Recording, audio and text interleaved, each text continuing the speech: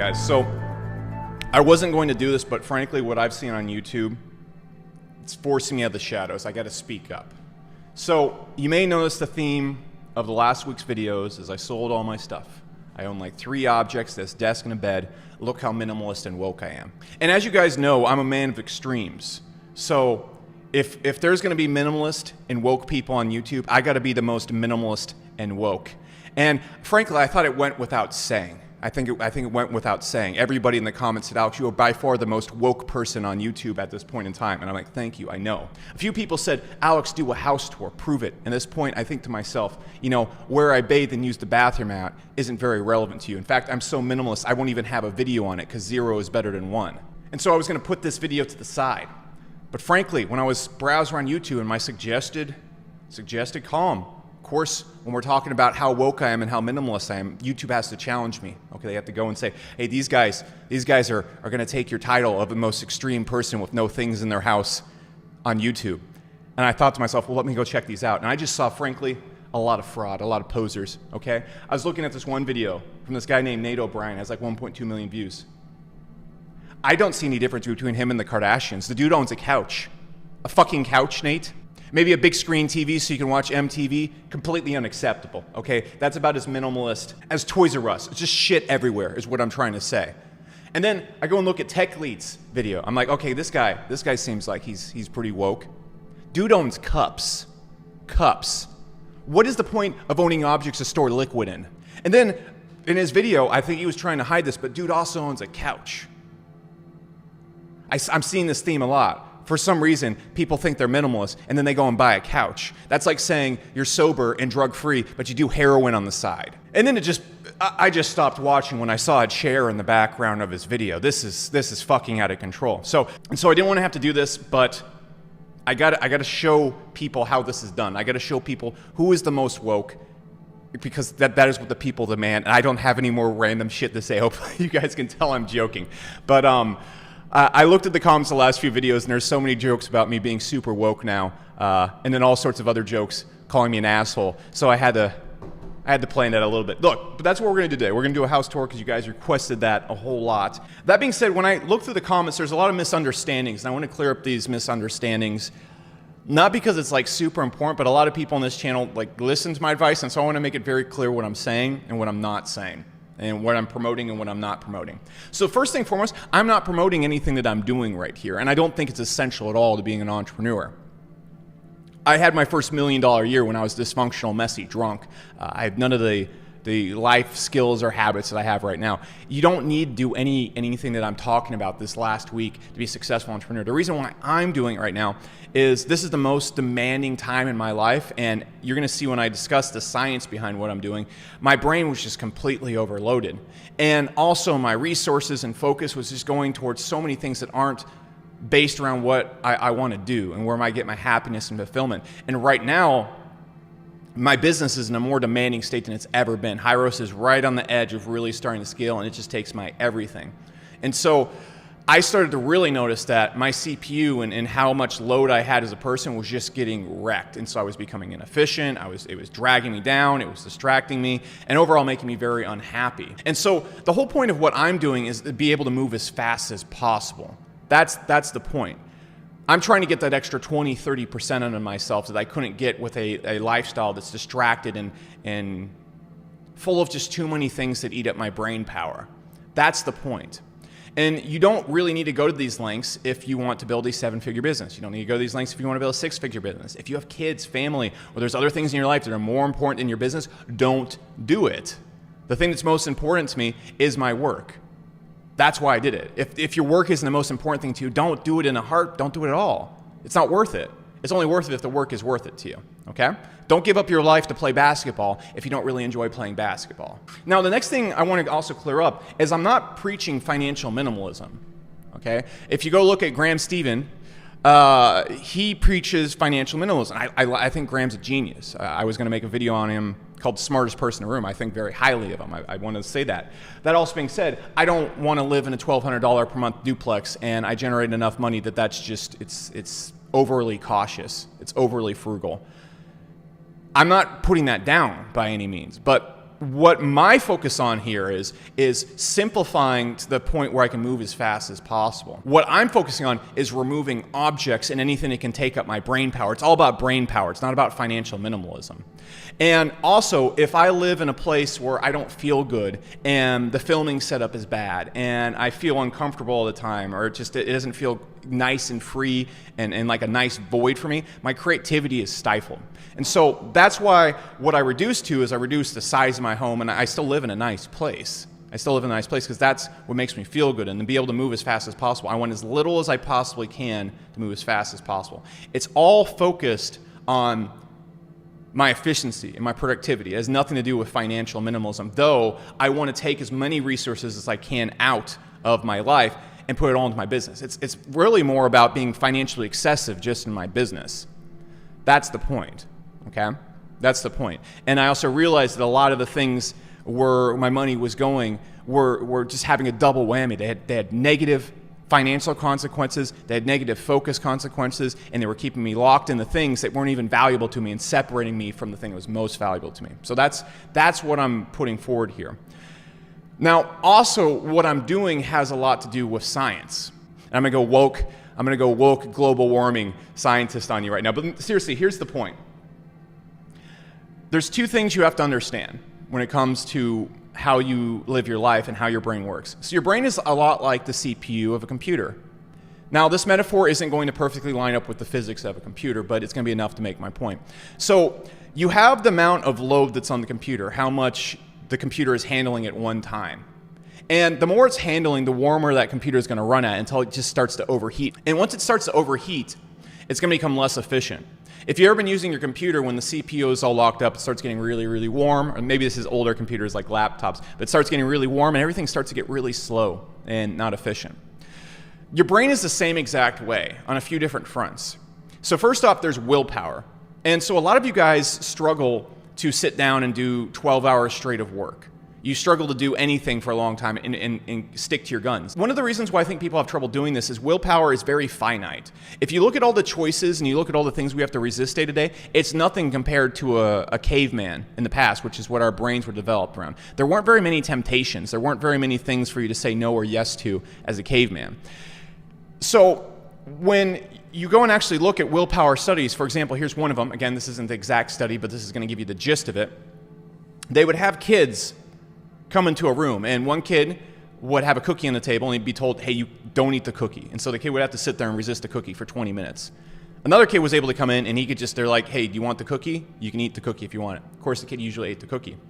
Then both kids were given a test after the cookie period. And the kid that was allowed to eat the cookie, aka didn't have to tap into his willpower, did significantly better on the test. The moral of the story is, and this has been confirmed through many other tests and studies, willpower is very finite, and you don't have an infinite amount of it. So if you put two entrepreneurs in a room, and one entrepreneur has all sorts of temptations, all sorts of other things that have to eat up his brain, all sorts of things he has to say no or yes to, or put into boxes to deal with later, he's going to do significantly worse, because what's happening is the CPU load is getting way too high. And once your CPU load gets really, really high, it starts to overheat, and you start getting way less efficient. One thing I noticed with my lifestyle is I'm in the most demanding phase of my business ever. It's harder than it's ever been, work and time-wise and focus-wise. And my CPU was running at like 120%, and my efficiency was just going down. I'd just be exhausted, it'd be a mess. And I don't have those problems anymore. I can bust out a 12, 14-hour day like that. It's easy because I don't have anything else to think about. Let me put it this way. So when I would wake up at my home, I had a very large house. I had a pool. I had 4 different AC units. There's so much space to keep clean. There's so much space to fill. There's so many variables to the house, for lack of better words. And I want to point out again, I've been very successful being a complete mess of a person. But once you get to the point where you're trying to manage like a really tightly wound company, you have to become tightly wound in a lot of other aspects of your life. And so what would happen is I'd wake up and I'd have all these clothes, and I'd have all these messes in the house that are so big, and then I have to deal with the staff that cleans the house. I have to deal with the pool guy. Oh, the pool levels are low. Oh, these 5 light bulbs are out. This thing is not working. Or the house isn't perfectly clean in this area right there. And what happens is those are not necessarily life-altering problems, but they go and get put back in a space in your head to deal with later. And when you're a person that is trying to be a completionist in your life, those things become drains, big drains very quickly on your brain. And so what would happen is that the amount of drain that my actual life would take before I even got to the hard stuff was too much. My CPU wouldn't run well. Now with nothing in my head ever, my CPU runs very well. It doesn't get overheated. I can run at a nice stable 70%, and that allows me to work a long time. Also allows me maximum amounts of focus in my business. I don't have any thoughts that come in my head or any problems that are not based around my business. So it allows me extreme focus. For example, I read every single support ticket at Hyros right now, and I wouldn't be able to do that or keep up with that if my CPU was running at the 120% it was. The next thing you need to understand is where that CPU burnout comes from is the way you do one thing is the way you do everything. Sort of. Okay? So some people try to take this to an extreme. Here's the thing that I find about it. When you're trying to behave one way in life and then you have other parts of your life that are incongruent to that, it throws off that thing you're trying to achieve in that one aspect. So for example, in my business, I'm trying to be as minimalistic in business as possible because that's always been the pattern to really successful businesses. Very tight, very well managed, very, very well processed systems. And that requires being exact in completing every single thing you do. That means everything needs to be as simple as possible, as complete as possible, and everything's done right the first time. Okay, great.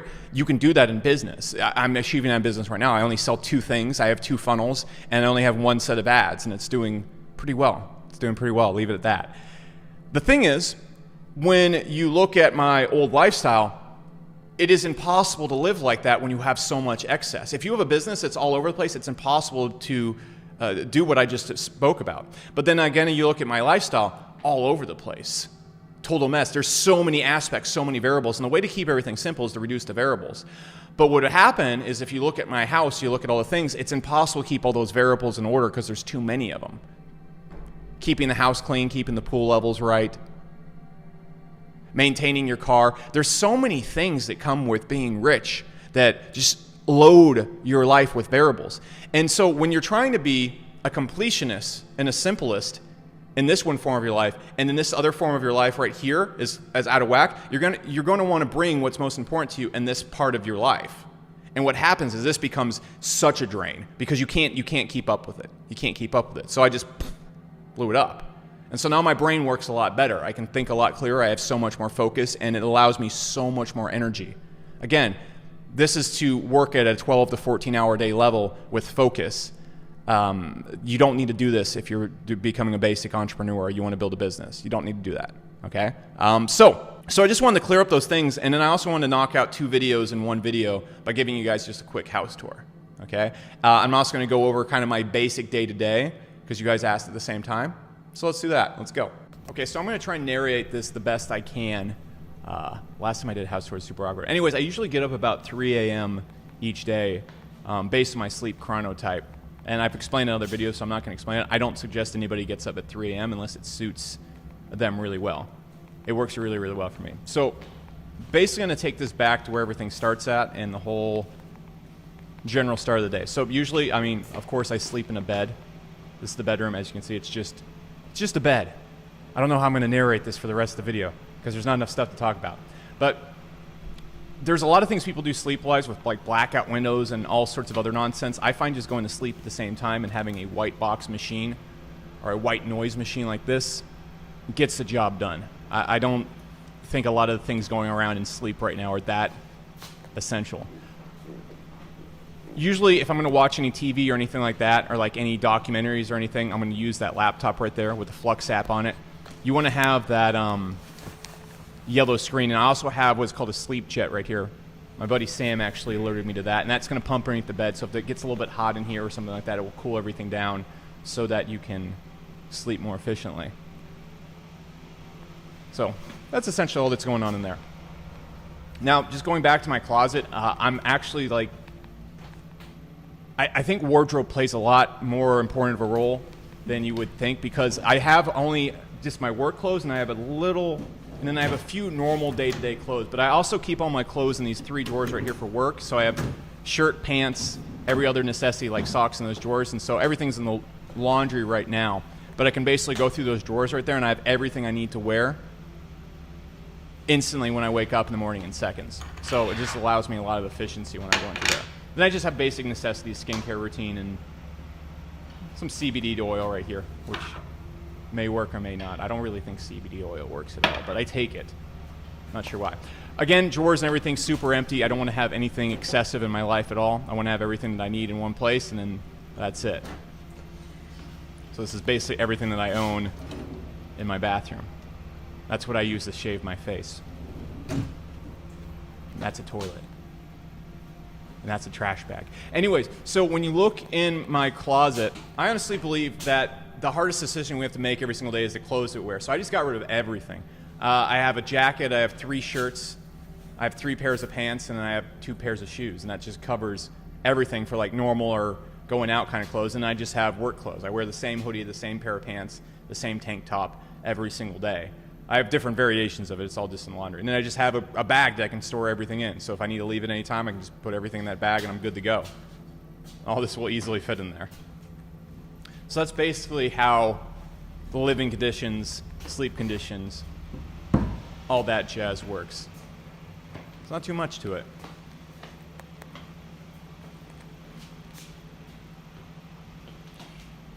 So then we can move into like the living area, or basically my office. This is where I'll sometimes sit to read books or whatever. No need for a couch, okay? Like I'm not a Kardashian, I don't need a couch. And then I'm gonna come over here every single morning. I got my to-do list, everything I need to be looking at and working on that day, all listed for me. I don't have this refrigerator stocked right now, but I really don't eat much. I eat turkey meat, I eat grass-fed beef, I eat ghee butter, I eat almonds, and I eat bags of spinach and carrots. That's it, okay? There's not much going on in here. And so there's usually nothing in there because I'll just walk to the grocery store then of each day. And I do about a 24-hour fast every single day. And I'll just walk to the grocery store at the end of that 20 to 24-hour fast and just get everything I need for the day. So it's pretty damn simple and I never have anything going on there. Of course, you guys have seen this setup. I also do have a chair. I don't stand and work the entire time when I'm working. And I don't suggest standing for 12 hours a day. Sometimes I'll do it, sometimes I won't. And so this is basically where all the work gets done. You guys already see this when you're looking at the video.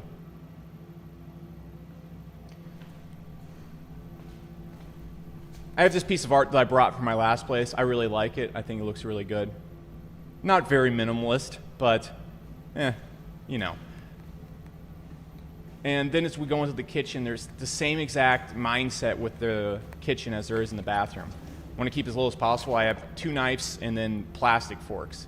And this yellow knife is actually really important. I couldn't get by without this thing. I use to cut boxes and cut food, cut literally everything. It's one of the most important items in the entire house. Then I have another room over here, which is absolutely nothing in. I kind of call it like my medical room because I got my hyperbaric chamber in there, and then I have this red light therapy thing. Again, these aren't super minimalist, but I'm not minimalist when it comes to health. I need these things to help keep my brain at like its peak capacity. Again, these are not essential things, and I just have some extra film equipment and junk in here, but it's mostly just a completely empty room with medical devices in it. And that basically wraps up everything. I think that's all there is to it. So guys, that is the house tour. Again, if you haven't left a like yet, go below, hit that like button, just smash it, punch your computer, do whatever you want to do to it. And what I'm going to be doing on this channel from now on is I'm not going to be uploading 4 videos a week. I'm probably going to be uploading on Mondays and Fridays and doing a live stream on Wednesday. So be sure to go below and subscribe and hit the notification bell so you definitely get notified about those live streams because they're going to be pretty cool.